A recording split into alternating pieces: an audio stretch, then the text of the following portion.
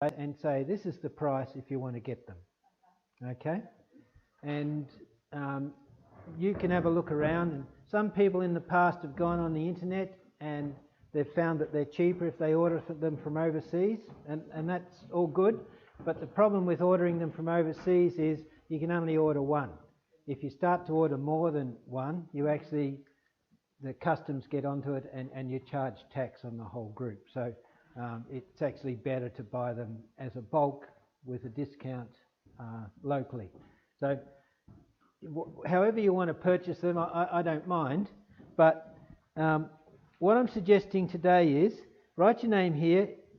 I'm offering 2 books. One is the book that we can get straight away. Now, some people at the moment are getting these for $25.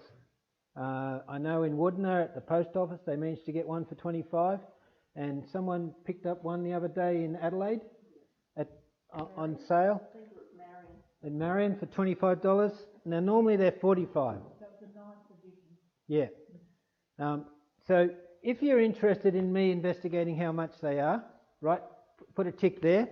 Secondly, there's a new book coming out in May, as I told you, and if you're interested in getting that one, that's a CSIRO publication, put a tick here as well, ×1, ×2, whatever. How much are they going to be?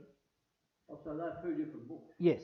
Oh, right, I thought they were just an upgrade of that. No, so it's a totally new book. Yep. So you've had Pizzies before, and you've had 2 or 3 other, Simpson and Day, and I can't remember all the others. Yep. But this one's a totally new book with 4 new authors. So, are you recommending it, Greg? I think it'll be pretty good, knowing the authors and knowing what they're aiming to do. But I haven't seen it yet. So, more detailed, like say. What it'll have is it'll have more pictures of the different molts of birds. So it'll have juvenile molts, and so it should be more detailed. But I haven't seen it. If you go on the internet, you can actually get a bit of a preview of it, and what's there looks good. They show the birds nicely. There's arrows pointing to the parts you need to know, and that looks very useful. But I can't promise anything. I just know that Danny Rogers, who's the second author, I've done a lot of work with him, and he's brilliant and really does know his stuff. So that's the first 2 columns. Tick 1, tick both, tick none. Then the second 2, there's 2 types of binoculars. There's the 5s, the Nikon Monarch 5s, which are about $300 or $400 in the past, depending on the Australian dollar at the time. And then there's the 7s, which are about $600, $700 in the past. So if you're interested in getting a quote on either of those, it's not a commitment to buying them. I'll just find out how many people are interested in them, and then we'll see what we can get as far as a discount goes. And then what will happen in the future is, when we've got an indication of the price, you can contact me, and for the bird books I'll just order them and you can pay me the money and I'll give them to you on the day. With the binos, what I've done in the past is I've given everyone my bank account and got you to pay the money into the bank account when I've ordered them, and then I just pay, and it might be $6,000, $7,000, $8,000 or something like that for all the binos that we buy, and then. So the Woodner group are doing similar things, so they'd be involved in one course. Yes, so the Woodner people, the ones who were there this week, have indicated who's interested, and like there's 1, 2, 3, 4, 5, 6 pairs of binoculars that they'd probably be purchasing. So if we get 8 or 10 here, that's a fair bit of purchasing power. Last year, I reckon I ended up ordering about 25 or 30, and we cornered the Australian market. They couldn't get it. That was pretty much the Australian market. So as this comes around, if you're interested, just put your name down, put a tick, ×1, ×2, whatever is relevant, and pass it on. Is it worth having one of each with the bino? Like, do they do something like? No, the only difference is you get better quality light through the 7s, yeah. And just price, really. yeah. So the $300-400 ones, the 5s, they're good. They're like the middle of the ranges. So they're not the cheap ones. They're gas filled and they're waterproof. They're all good. The 7s are about $700-800, and that's the top of the middle. Which ones are these? They're the 5s. Yep. And then you step up to ridiculous amounts. You know, if you want to spend $2,000, $3,000, $4,000, $5,000, you can do that. But that's serious binos. That's busier than the showground. Yeah. Can they stand a bit of shine? Yeah, they can. And I've had no real problems. The one problem I've had with these, but I've been able to get it repaired, is that sometimes this eyepiece ratchet doesn't fails after a while. And that's happened in 2 pairs now. So 1 pair, I took it back, they fixed it, and the second pair, I've yet to take them back. So that's the only problem I'm aware of, is that. But at the moment, the rest seem to be doing pretty well. I was just thinking, really, if Graham and I go bird watching together, we both need it there, don't we? Yeah, lots of fights. You know, one of these. Yeah. Yeah. The first time I went out with my wife on a date, we were headed out into the bush to do some bird watching. And and I loaned her my binos. She's looking at a bird, and we jumped back in the car and took off down the bush track, and I braked for the creek, and the binos went straight off the top of the roof and bounced down. And You ran over. no, into the water. But all was good. They survived. So they're pretty reasonable. But in the past, with the way the old prisms were set up, the offset ones, they used to move when you dropped them. These, I think, are a bit more stable nowadays. I've not had that problem at all.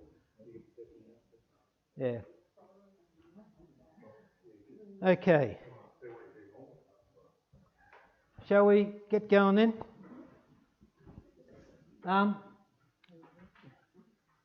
I was this week wanting to talk about behaviours of birds.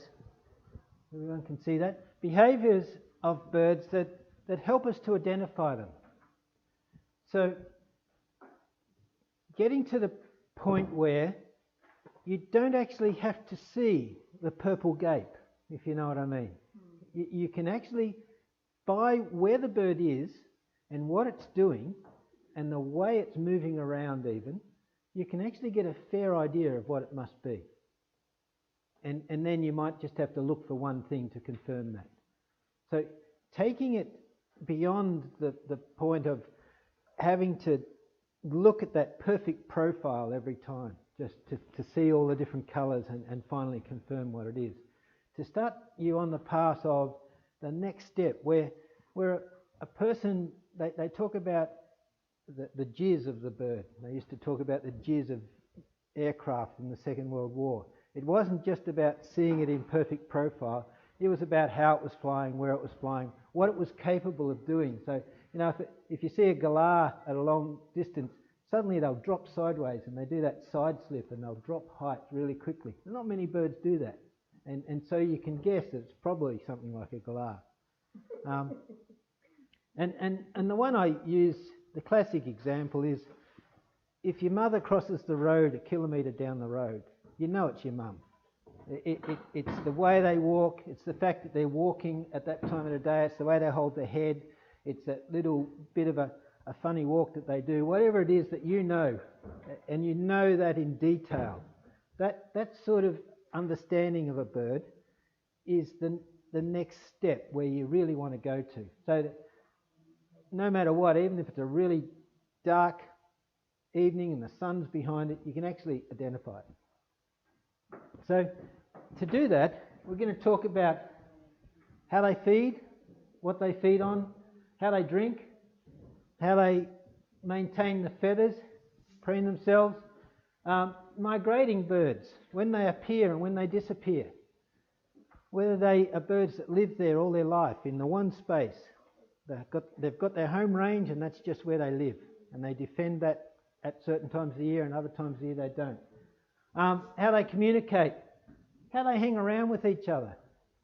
Things like when you see a group of crows or ravens, you know it's not an Australian raven. Can't be. They just hang around in pairs. So things like that.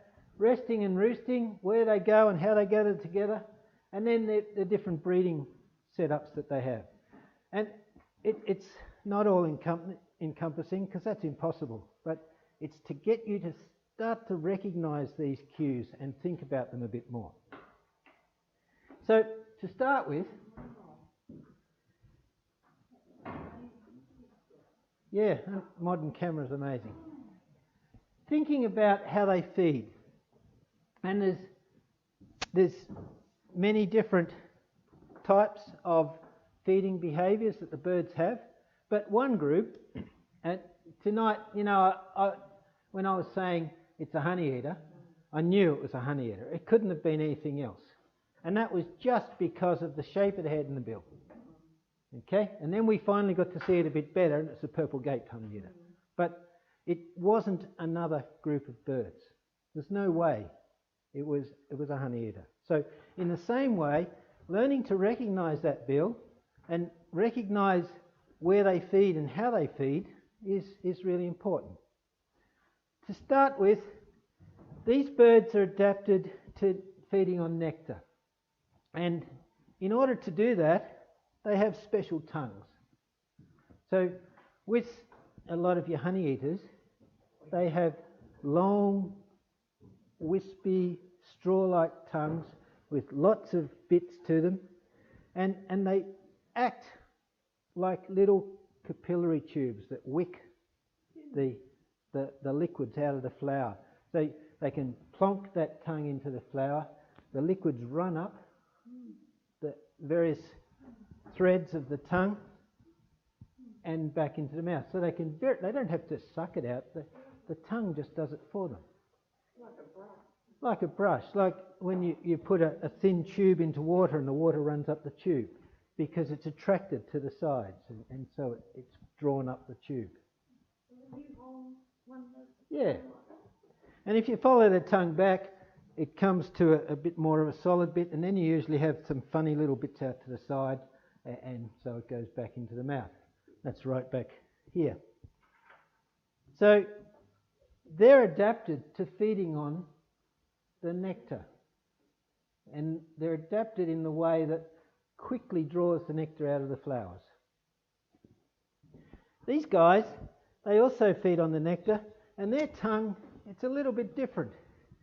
It's sort of like two funny brushes, but again, it's lots of long thin bits that wick the nectar out of the flower up onto the tongue. Yeah, so you can see that there? Now, so it's sort of a bit like that.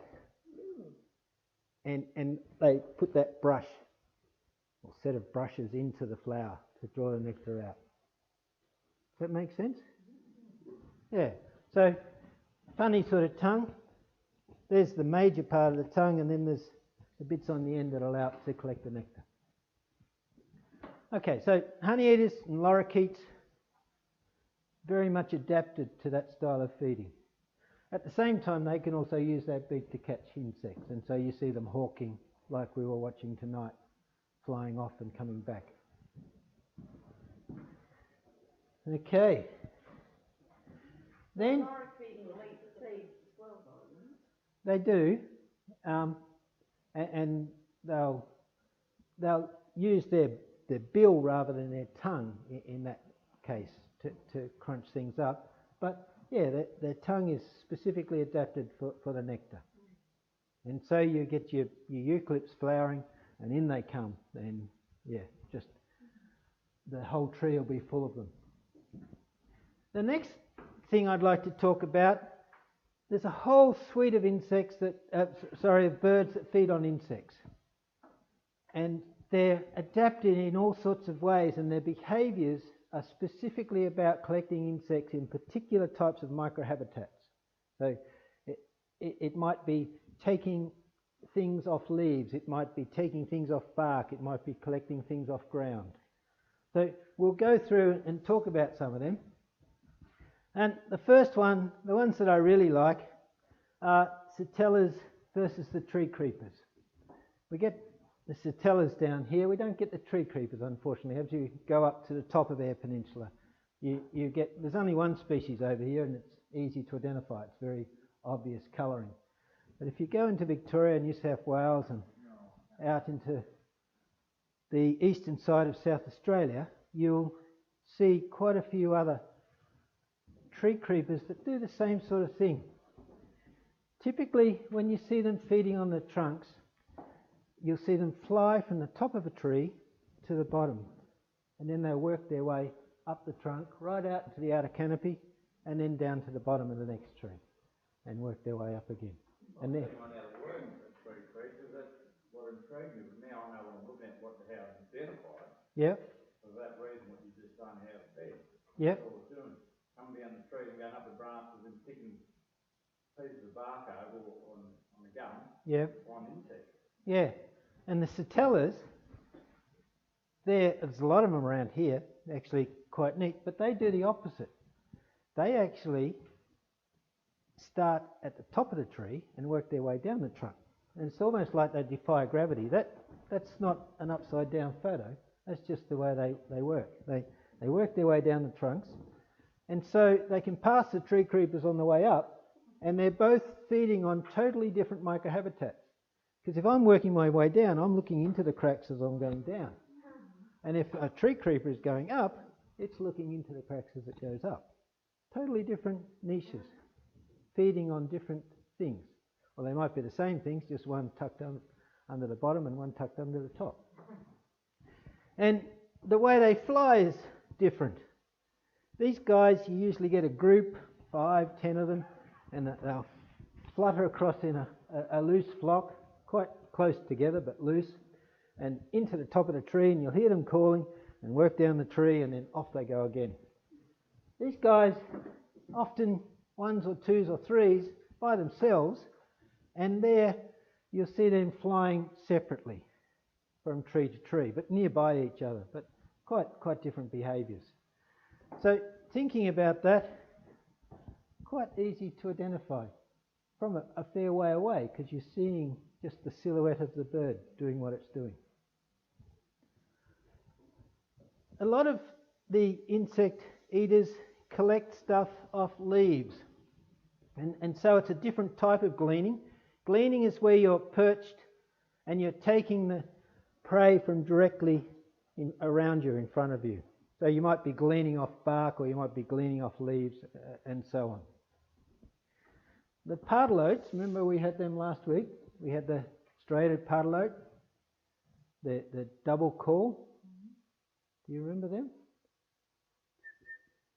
And they were working through the trees around us as we walked up towards the dam. Yep. They're typically feeding on these things. They're little sugar caps. They're called lerps. And they're made by this little insect called a psyllid. And the psyllid, you can see, is on the vein of the leaf. It's got a sharp little proboscis that sticks down into the part of the vein. You've got the xylem and the phloem. The xylem carry the water, and the phloem carry the sugars, and that sort of thing. And they're feeding out of the phloem. But in the liquid inside the veins, there's lots of sugars. There's more than they ever want. So actually, a lot of it goes straight through their digestive tract, and they excrete it out the other end, and they use it to make this covering, and they hide under it. And the covering is called a lerp. So that's magnified, or is that actual size? That's magnified, but actual size, they get up to about 5 or 6 mil across. They used to be much more common than they are today, and Aboriginals would be able to go out and in 15, 20, 30 minutes on Eyre Peninsula, they could collect a big bundle like that. Basically, go and buy a kilogram of sugar. Wow. Okay, and we don't see it as much anymore, but if you had lots of lerps lying on the ground, usually that was a good sign that malleefowl were breeding.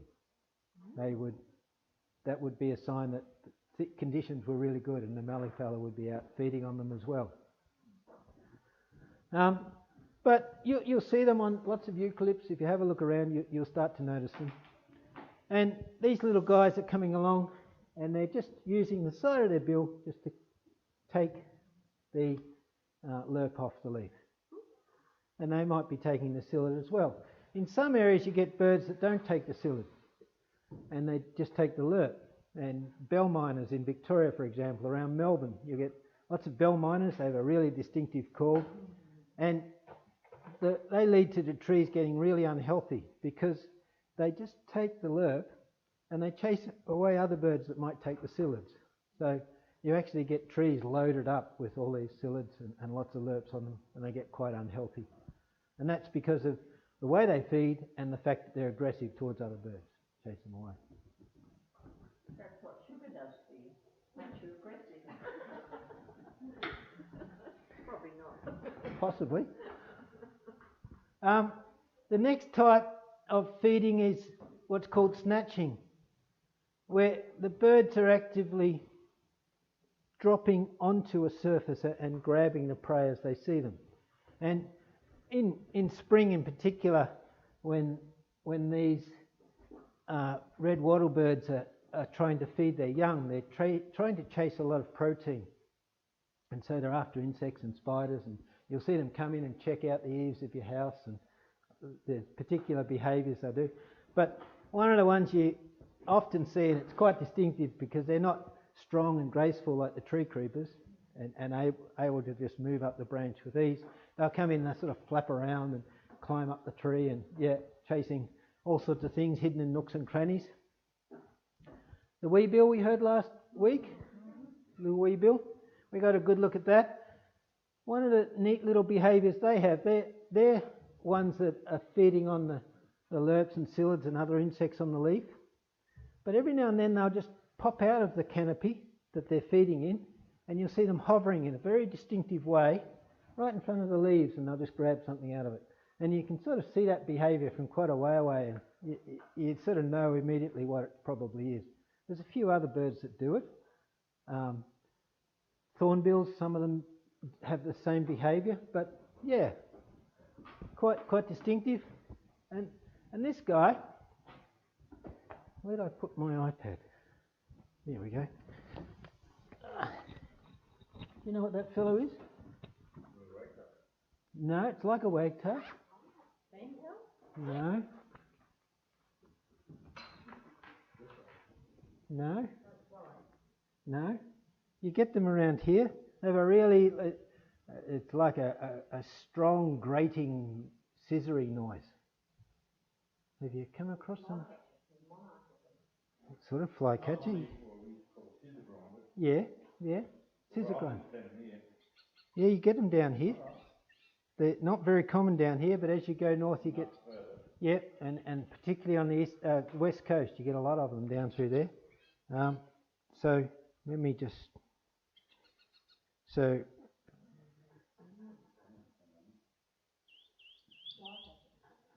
Yeah, restless flycatcher. They have a distinctive call, but then they have this call. And this one. And then, let me get the scissor grinder one.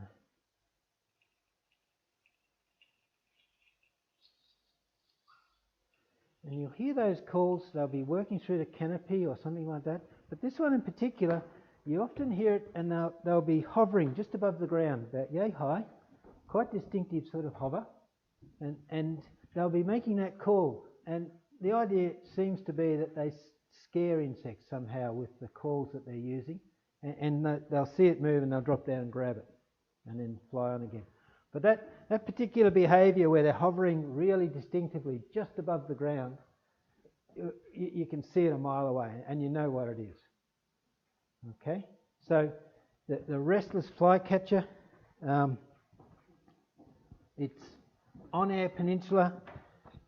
It does look a bit like willy wagtail, except the willy wagtail has black much further down onto the chest, and there's always the eyebrow. These guys don't have the eyebrow. But the willy wagtail, when it sits up, it sits up sort of very bold and straight, whereas these guys, they have a much different profile, longer and thinner, quite distinctive. Anyway, the behaviours, the way they feed, becomes quite distinctive sometimes.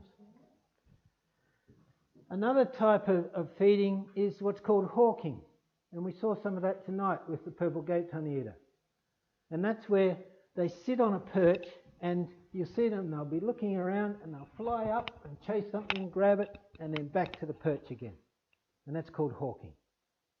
And quite a few of the birds, tawny-crowned honeyeater, rainbow beater is one that you see doing that all the time.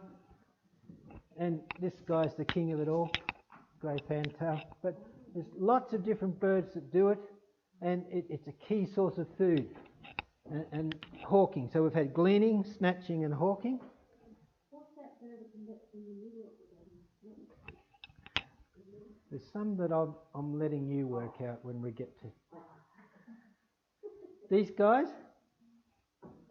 pouncing, where you'll see them sitting and they'll be looking at the ground and down they go and grab something and back up again. And these in particular, this is the eastern yellow robin. We don't get them here, but over in Adelaide and that you do. And you go into a thicker bit of forest, woodlandy area, and you'll see them plonked up on the side of a tree, and they sort of have this really definite behaviour there. It's very obvious from a long way away, you can pick it. And our western yellow robins, which doesn't have the yellow coming up as far and much whiter through here, they do the same, but not nearly as distinctive as these guys do. Scarlet robins, same sort of thing.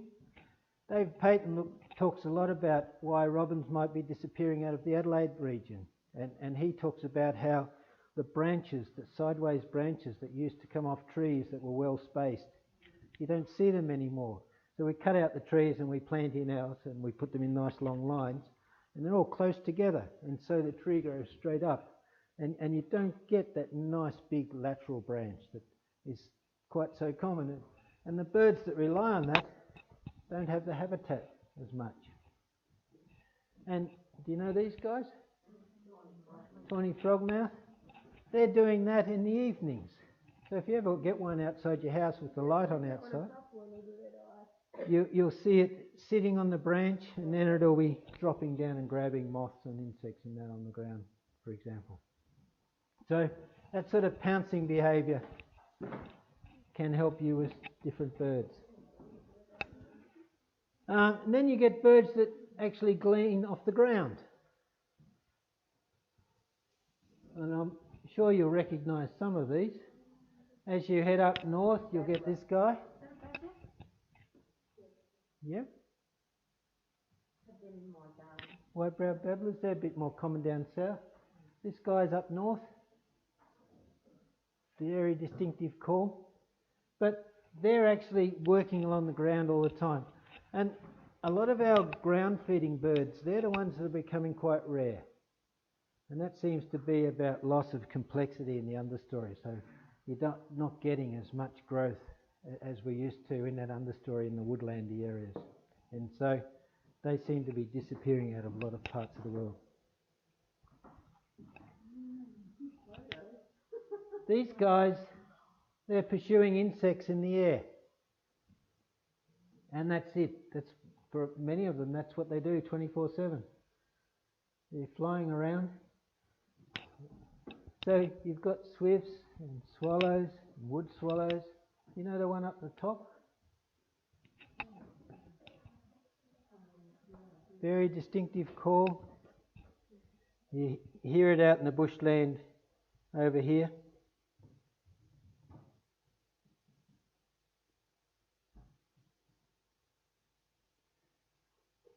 Have you heard this call before?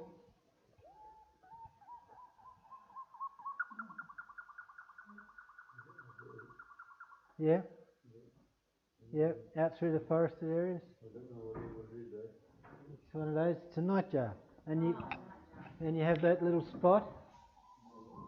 Spotted nightjar. So these birds are catching insects in the air. And I put this one in because that really broad bill, they're a short little bill, but when they open their mouth, you get this big, nice, round, circular mouth that's good for catching insects. And, you know, they'll be flying all day. These ones, you might just hear them, barely see them with binoculars, high up in the sky, and they're just flying around, feeding in the air. These guys you're quite familiar with. We don't seem to see these as much anymore, but they, particularly down on Fleurieu Peninsula and south down there, you get them coming through with storm fronts, and they fly around Australia, and they might spend 3, 4, 5 months here. Most of them don't even land, they just fly 24/7. So quite interesting, and the adaptations of their bills, again, it's about the way they feed. Kingfisher, I'm sure you're all familiar with their style of feeding. They sit up and they're watching and down like a kookaburra, same sort of thing.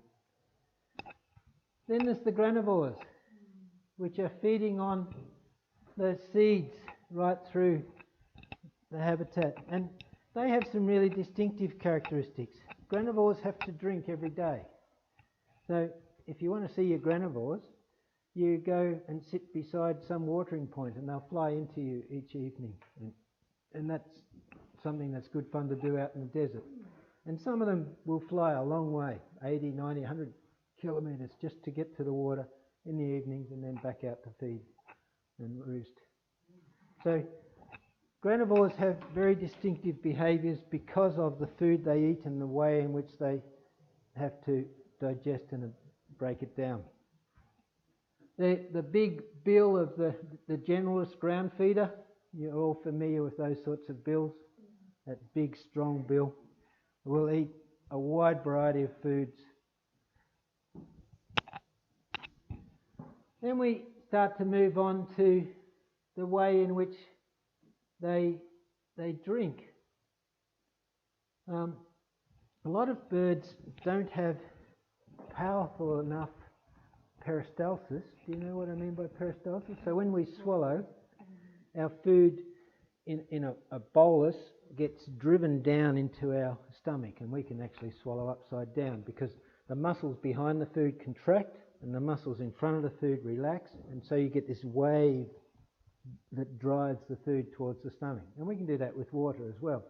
But a lot of birds don't have powerful enough peristalsis to actually be able to put their mouth in the water and drink. Yeah, so they put it in, they fill it up with water, and then they let it run down their throat.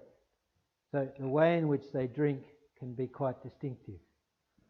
Others can. Then you've got things like the swallows and the martins, which just come in on the dam in the evening, and you see them having a little drink as they go across the surface and then back up and off. Bats do that. That's one way we catch bats.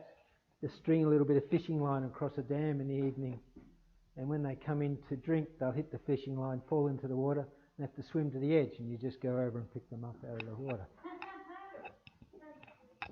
So that sort of drinking, that's your classic bird that really can stay in the air 24/7 if they need to. These guys don't, but the things like the swifts, they can. They have half the brain that sleeps and the other half is awake, and then they swap around. The flock bronzewings are a good one because they do fly in the desert huge distances to get to water, and then they'll even walk into the water and they fill the feathers, the downy feathers, special ones on their breast, with water, and they'll fly back to their young, and the young can drink from the water that they carry back for them. So some distinctive behaviours. The way in which birds communicate can be also quite distinctive. Just a few extreme examples. Where we have magpies, Australia is pretty much split up into territories for birds, for magpies, and then there's areas that are not so much fought over, and that's where you get lots of young ones that gather.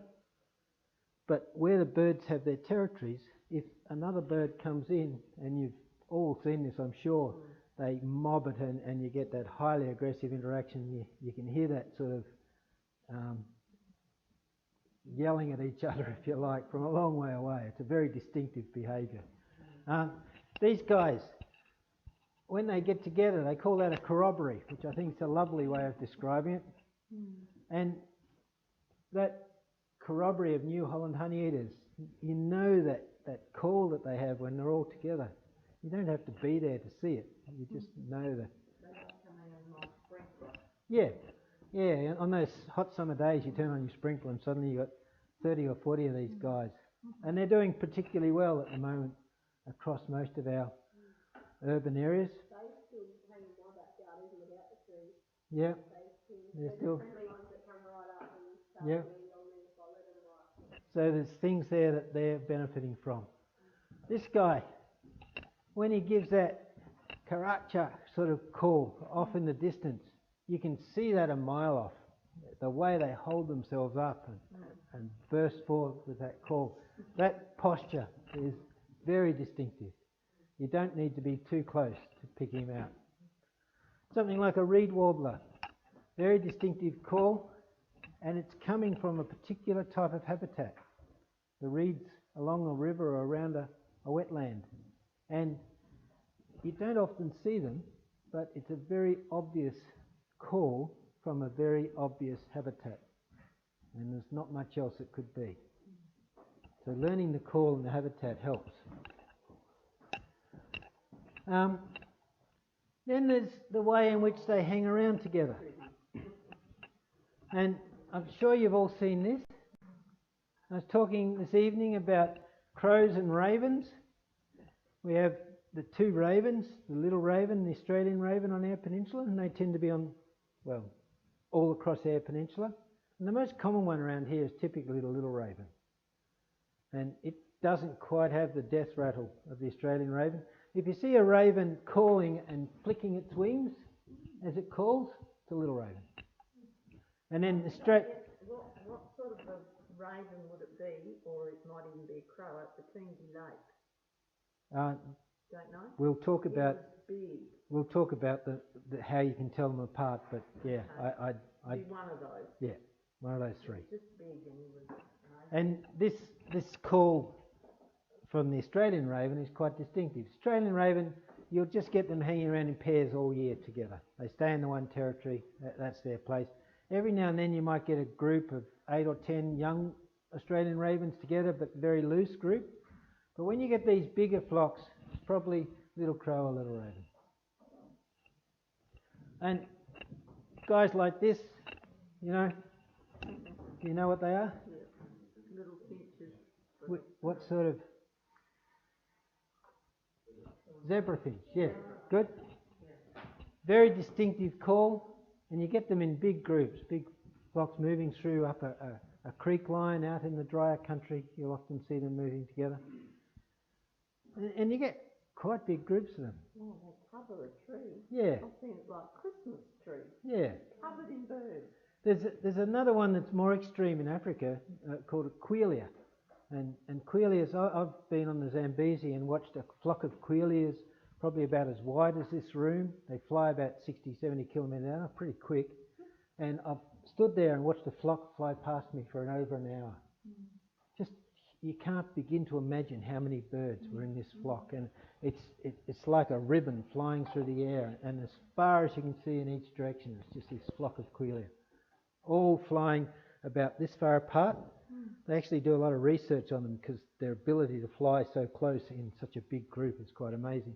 And they will literally break branches off trees.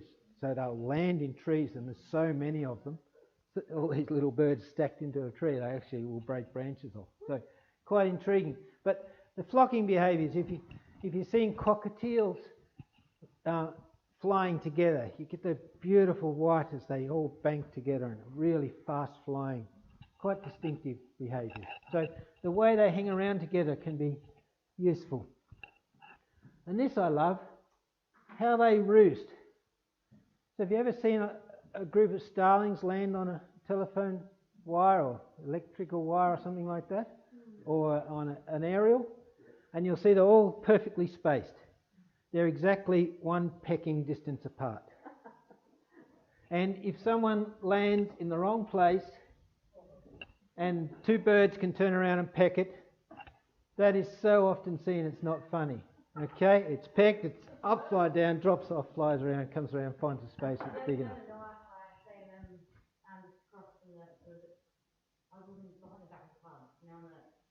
Yeah. But there was sort of a gap in between these two groups of them. Yeah. And as one would come and fly in and sit on the second group, they would jump down. Yeah, yeah. Make room, and then they would fly. That's right. And if they're not that perfect distance apart, it's all hell breaks loose. So those sort of behaviours, they're very distinctive and it's quite fun. Whereas something like these guys, the way they clump up together at night, they love to huddle next to each other, and very distinctive. Through to this is on the 80 Mile Beach near Broome, south of Broome, and you look along the beach and it looks like there's seaweed all along the beach, and then you actually get up there and it's actually hundreds of thousands of shorebirds all stacked along the beach, and they gather together at high tide. And shorebirds, if you think in this area at 80 Mile Beach, the mudflats they feed on, there's an 8 or 9 or 10 metre tide in that part of the world. So you've got 5 kilometres of mudflats that they're feeding on. They're spread out across that, and it's really good food, and there's lots of them. And then the high tide comes in, and you've got 5 kilometres of birds all concertinaed up into the beach. And that's what you get. As you drive along this 80 Mile Beach, you drive past hundreds of thousands of birds. And I got the opportunity to go up there. WA government employed a few people to go up and do surveys there. So I got to go there last year and do that. And it's quite intriguing to drive along. That's probably got 10, 15 species in it. And you've got to count them. And so you're counting in tens and hundreds and thousands. And then you're driving along and suddenly a group you've counted will fly past you in the direction you're counting. So you've got to subtract them as they go past. And then another group will fly that way and you've got to add them to what you've just counted. Yeah, I know my shorebirds pretty well, but this really does stretch you to a new dimension. It's a fascinating world. And then you get guys like this, where you've got birds that come out at feed at night, night heron, and they'll just roost by themselves in trees all day. So when they're roosting and how they're roosting. And then birds that feed at night, and they spend all day camouflaged on the ground. I don't know if you've ever seen, I've seen one or two, and they're just beautifully camouflaged, and you can come up quite close and they're just sitting there perfectly still, pretending not to be there. So we looked at nightjars before, the one flying. So they're nightjars. That's an owlet nightjar. And you see them, they love hollows, particularly in the Mallee country. And you can come up and scratch the tree trunk with a branch, and it's like a goanna coming up, and they'll just burst out. That's the way you can survey for them. And then you'll see them fly, and they'll fly in a straight direction. They know all the hollows in their area, and they'll just go plonk straight down the hollow. And you can go over and scratch that one, and they'll fly out and plonk straight down the next hollow. And they, yeah. But where they're roosting and how they're roosting can be pretty key. And then some of the behaviours, we all can pick a magpie chasing a hawk. They fly up in that very distinctive way and harass it for a while and then off. And these guys, we're starting to get quite a few of them now in the lower EP parks, where there's really good fox control going on. Have you seen the bushstone curlews? Or bush thickneys? They have a very distinctive call.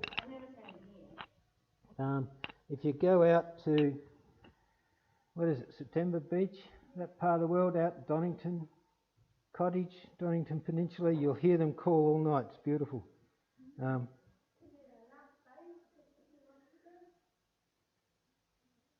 Bush stone curlew, here you go.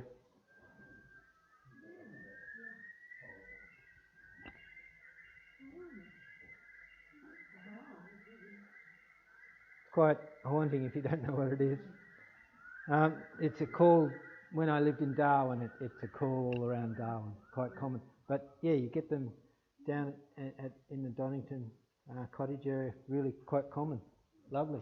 And they will call all evening. Then there's social systems, the birds that hang around together. Noisy miners particularly good at this. We've created their perfect habitat for them. Woodlands with a grassy understory. That's just what they love. And they get into huge flocks. And in New South Wales, it's become a real problem. You get flocks, 1,000, 2,000, 3,000 birds. And when one gives an alarm call, the others all give an alarm call, and they all come in together and they'll attack whatever it is that their alarm call is based on. We have, I think it's a yellow throat. Yeah. They do, they're not quite the same, but they will group. Yeah. There's a lot of them. Yes. And we've created their habitat again that they really like. I'm not sure that I have. I didn't want them. Yeah. And these are spread right across, right through Victoria, right into South Australia.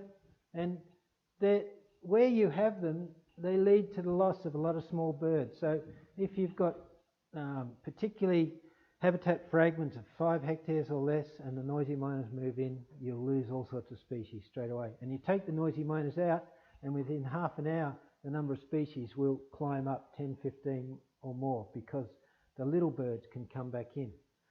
And one of the things you can do to help against the noisy miners, if you've got trees and grass, is put an understory back in. Lots of close bushes, thick close bushes on the ground together, and so the little birds have a place to retreat to that they can get away from the attacks of the miners.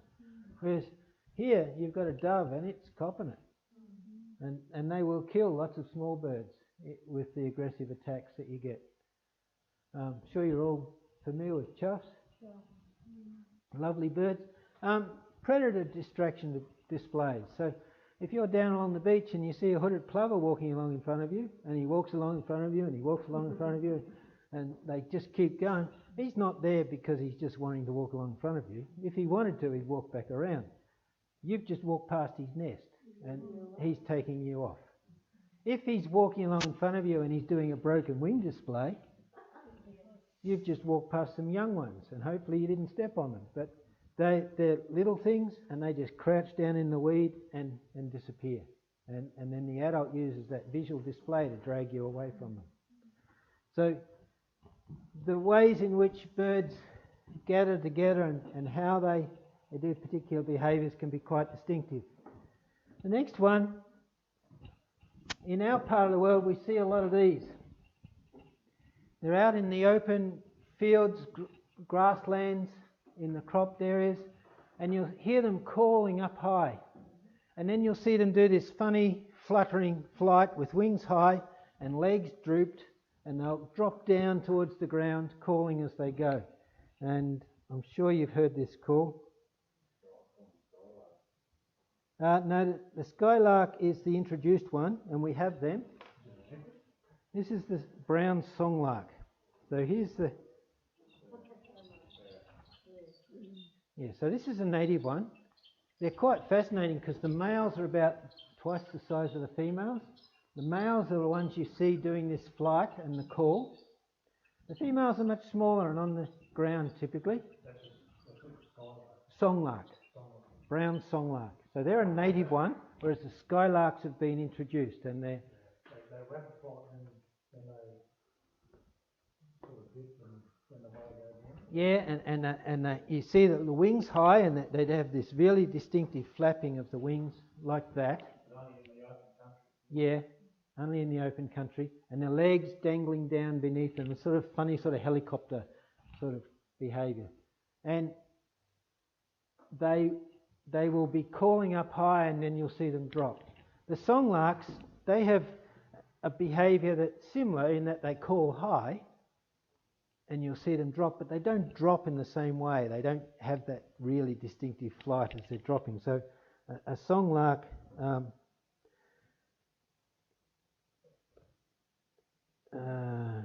Eurasian skylark they call them now.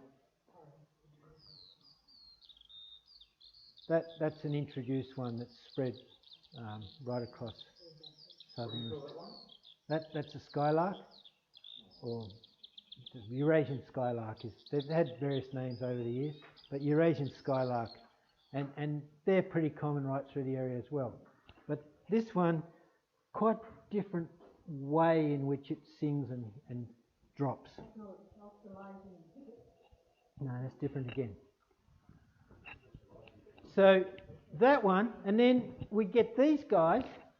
You tend to get them in treed areas, particularly along the creeks as you go further north. And they're a songlark as well, but they have a little bit different song. Let me just play it for you.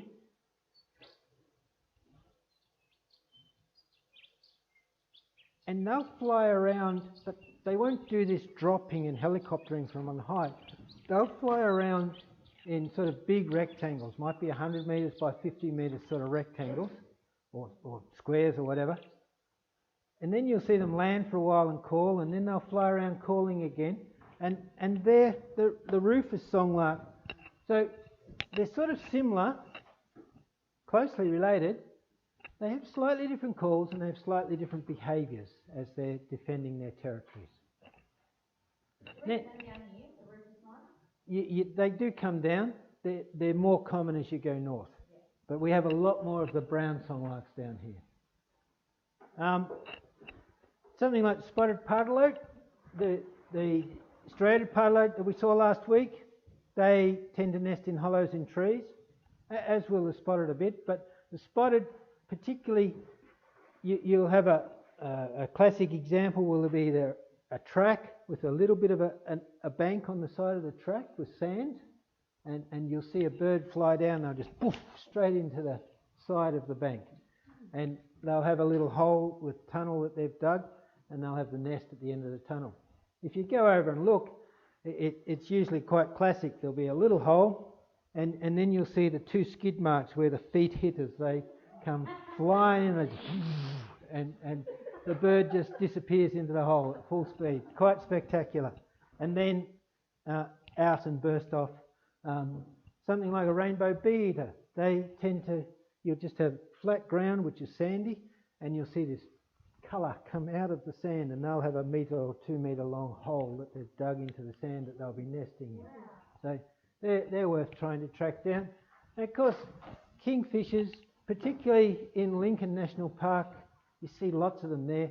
They love where you've got the calcrete around the coast, and beneath the calcrete you usually get quite a chalky layer, and they'll have a hole where they're nesting in that. So, and right around the region. Jackie Winters, they've got the most beautiful nest, and the only ones I've ever seen all look like this. You've got a branch coming up off the ground, and then there's a fork in the branch, and right in the fork is their nest. Beautiful nest, made out of spider webs and bits of bark and lichen. And then Jackie Winter will be sitting on it. You'll see them fly up onto it and just sort of disappear and then off again. But very distinctive, lovely call, quite a common bird on EP, particularly as you go north. Things like cooking. Yeah.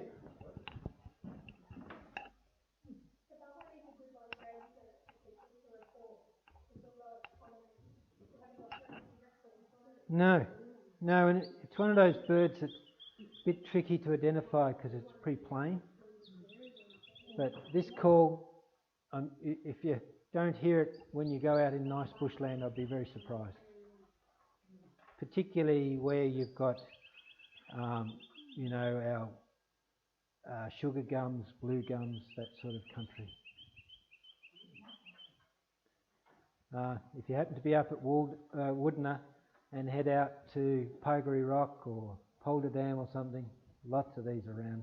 And they're called Jackie Winter because they start calling really early during winter, and so you actually over the next few months you'll start to hear them call a lot. It's quite fun. Then things like this where you get, suddenly you'll be looking at this really big bird making pathetic begging noises, and there'll be a whole lot of other little things like blue wrens or whatever flying around it, coming up and feeding it, and suddenly you click, it's a cuckoo. And I'll talk a lot more about cuckoos over the next few weeks, but it's quite amazing that you get these monstrous great cuckoos that are left as an egg in the nest. They're brought up by typically small wrens and fed until adulthood. They then migrate, most of them, head up north, come back and then start cuckooing. They find another cuckoo partner. They lay their eggs in these little birds' nests, and so the cycle goes around. But all those behaviours, they can't be learnt because they never see their parents. They're fed by another species. Quite intriguing. So they're things that are genetically passed on. And yeah, make you start to wonder about what's going on. Okay, so look, that's a real whirlwind run through a whole suite of things that you can start to think about when you're trying to learn about the birds. It's not just about the colour and what the colour is and where it is on the bird. That's bird identification 101. The next level up is to take all these different things that we can see and use them to identify the bird as well.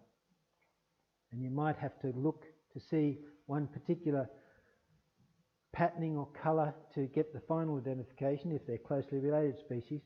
But on the whole, a whole bunch of them you don't need to do that, because you'll know characteristics of the birds as you get to know them better. Okay. One last thing I'd like to quickly talk about, because we're going to start using these words a little bit, is the way in which a bird molts and the different molts that we get as they go through their life. And just starting with the type of plumage that you see. So you'll get young ones with the downy cover we talked about last week and the week before.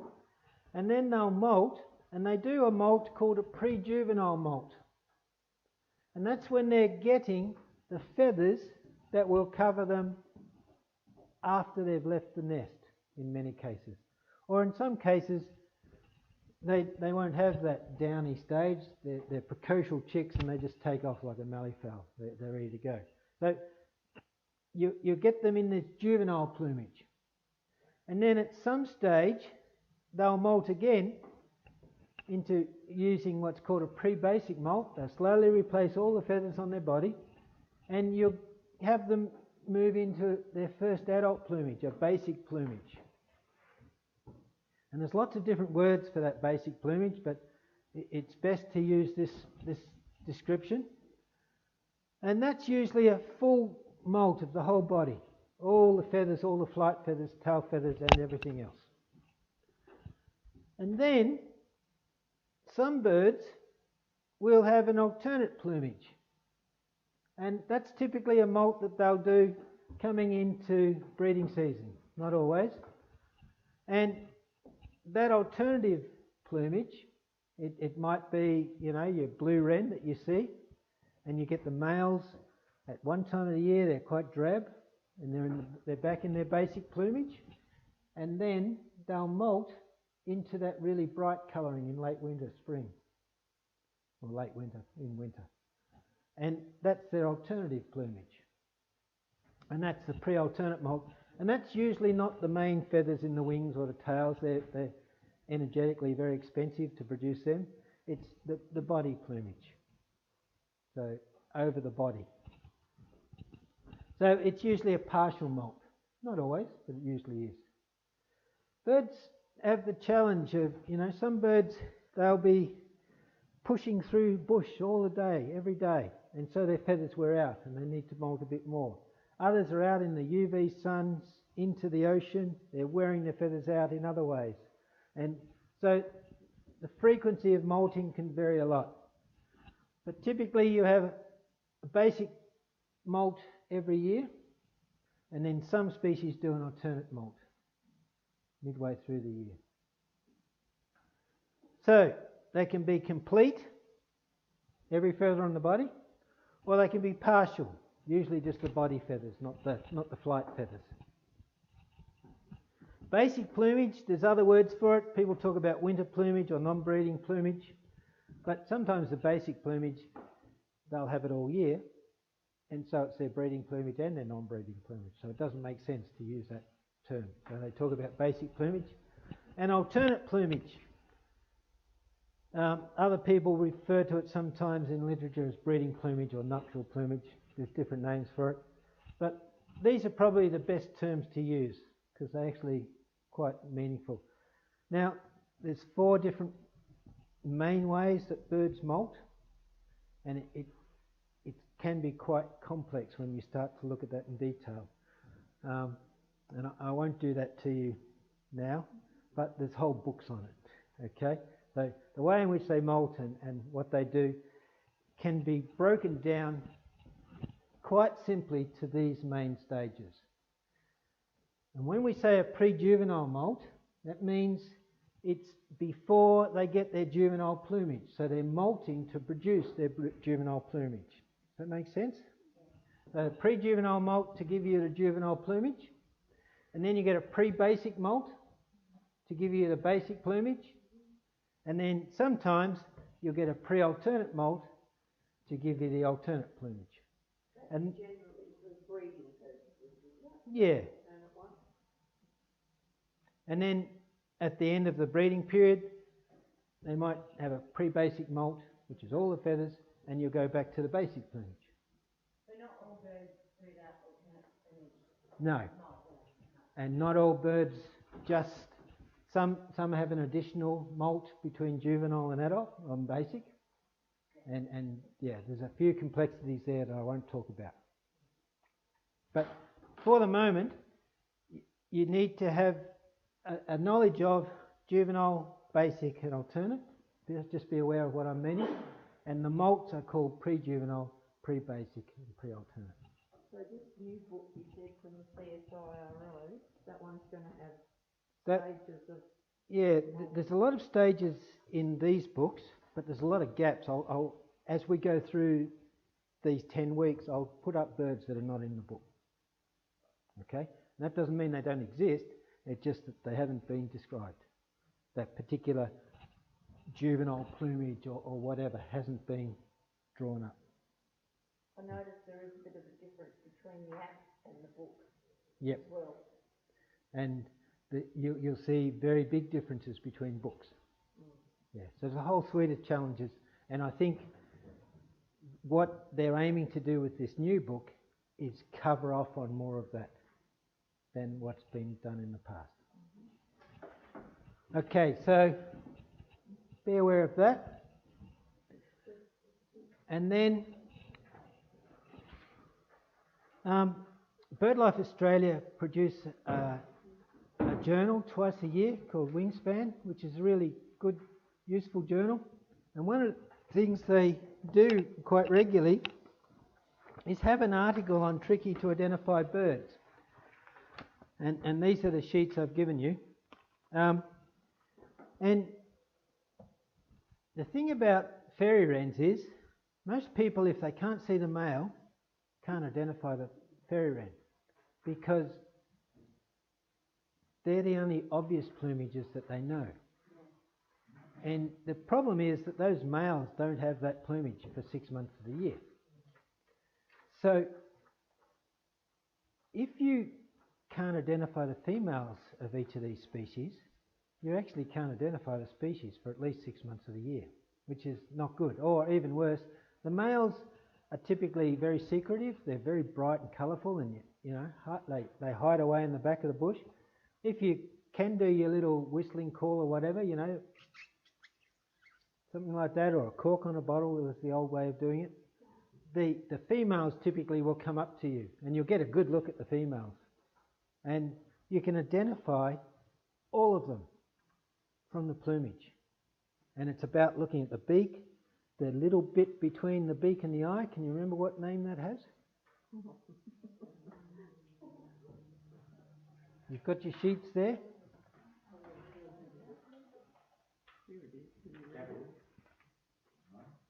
A little bit between the beak and the eye. The law. Good. Well done. And then the ring around the eye. And if you can look at those three characteristics and the tail, you can pretty much identify them. The females tend to have brown bills. The males in their basic plumage tend to have black bills. So if you're looking at a black bill, you're thinking, oh, that's a male in the basic plumage, and you can identify most of them as well. Now, unfortunately, the picture I've given you is that low quality one. This is high quality, so that's all good, but I've printed off a low quality one. I'll do another one of these as a high quality version and get them to you next week. But you can look at each of these, and there's two things in your advantage. On most places in Australia, there's probably only 3, 4, and maybe even 5 fairy wrens max in a local area. So, Munyaroo over south of Whyalla. I've had splendid, superb, and white-winged, and variegated, and blue-breasted fairy wrens. But that's one of the few places where you'll get 5 species. Out of the golf course, that they've done fairy wrens out there sometimes. Yep. So we're going to spend tonight looking a little bit at how to tease the males and females apart, and how to tease the females apart from each other. Okay? But one of the things you need to start doing is looking for the females, and you can start to identify them. It's easily done. So we don't need to see those big, bright, colourful males to identify the fairy wrens. That's the key point of that. So have a read of that when you get a chance. 50 Shades of Brown. All good. Now, we'll stop there. Grab a cuppa and have a snack if you want, and then we'll get started in 5